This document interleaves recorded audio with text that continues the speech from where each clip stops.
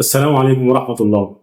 انت عارف لما تبقى ماشي كده وواحد يقوم يديك بالكتف ويقول لك كتف قانوني يا عم تعمل معايا ايه يعني؟ هو ده اللي بيعمله بالظبط معاك الفيروس اللي هو شورت كات اللي بينزل على الفلاشه دي. تبقى الفلاشه عليها بياناتها وامورها تمام وزي الفل، تحطها في اللاب او تحطها في الكمبيوتر، هوب توب تبص تلاقي مفيش محتويات، مع انه فيروس هايل جدا.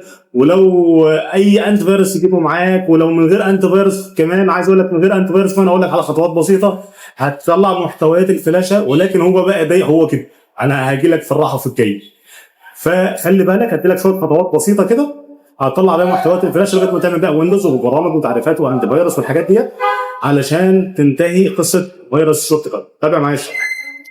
دي فلاشه عليها بيانات. تعال نبص كده، عندنا اتنين لاب اهو. لاب اهوت كويس مفيش فيه مشاكل، عليه انتي فيروس، مفيش فيه اي مشكله خالص. وده لاب متفيروس عشان اوري لك الفرق بين اللابين. ادي كده الفلاشه معايا اهي، ادي كده الفلاشه بتاعتنا. خد بال حضرتك، خلاص فتحت معايا. نفتح كده نشوف محتويات الفلاشه ايه بالظبط.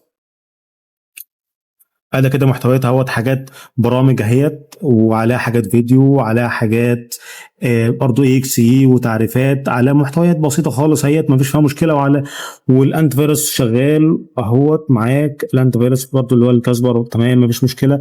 ولو معاه مفيش اي مشكله خالص في الفلاشه. طب تعالى بقى ناخد الفلاشه دي كده، نحط بقى الفلاشه هنا، نشوف بقى محتويات الفلاشه اللي لسه شايفينها حالا. تعال نبص هنا كده على محتويات الفلاشه. هذا كده ماي كمبيوتر اهوت، تكينا عليه. طبعا الجهاز بطيء طبعا عشان متفيروس. جيت هنا كده على اليو اس بي اهوت، نبص على ما فيش حاجه. هذا كده لسه شايفها حالا محتويات الفلاش ما فيش حاجه.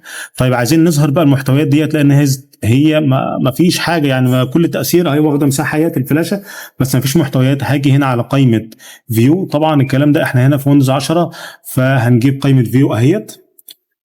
خدت بال حضرتك؟ هنيجي على قائمه اوبشنز اهي، ظهرت لي القائمه دي.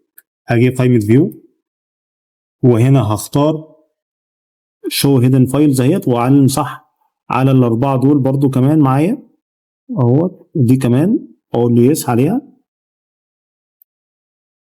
واقول له على كده اوكي. تعالى بقى كده نبص على محتويات الفلاشه تاني اهي. ظهرت لي بقى ايه مجموعه محتويات تانيه. ممكن بقى اخش هنا كده اليو اس بي دي اهو، ظهرت لي بقى محتويات الفلاشه. فيروس هايف وهلفوت ومالوش اي حاجه خالص. ظهر لي كده ايا كان بقى محتويات الفلاشه، بقى حاجات بقى فيديو، حاجات كذا حاجات كذا، ما فيش مشكله خالص. كل محتوياتها موجوده عادي خالص اهوت، ما اتفيرستش ولا حاجه وما فيش فيها اي مشكله. حتى لو انت لو خدت الفلاشه اهوت ورحت هنا للجهاز النظيف ده وحطيتها وتشن نشوف مثلا عليها الفيروس اللي عليها مثلا هنا اهوت. نحط ماوس برضو معانا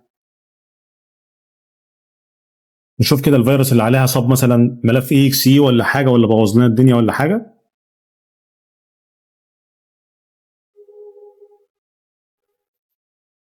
اظهر برضو المخفيين هنا.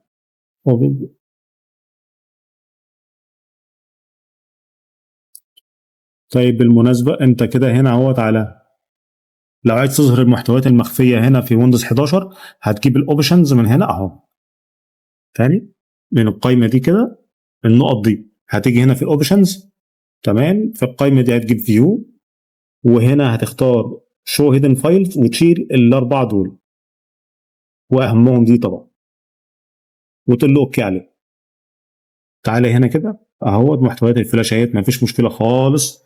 وحتى هنا حتى الملفات الاي اكس اي اللي موجوده ما اتفيرستش ولا حاجه، لان لو اتفيرست اساسا كان الانتي فيروس قال لك في مشكله على طول. لو عملت له سكان